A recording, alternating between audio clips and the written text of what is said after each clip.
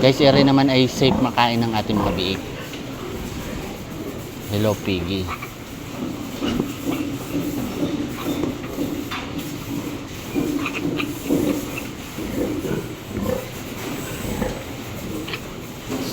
Safe itong makain ng mga biglets.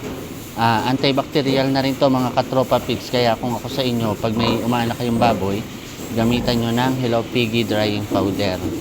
Mainit sa katawan ng mga piglets. At isa pa, hindi siya madulas hawakan yung ating biik pag may Hello Piggy. So antibacterial na rin to para sa mga pusod ng biik natin. Mabenta rin to sa TikTok account ko guys. So kung gusto nyo bumili, meron tayo sa TikTok account.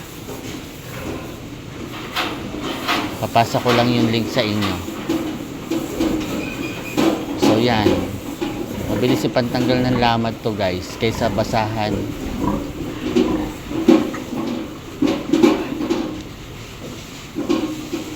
So ito guys yung nakuha natin lamad. Napakadami. Tapos tuyong-tuyo na siya din. Madali nang kuhanin. Pagpag lang natin para hindi sayang yung drying powder.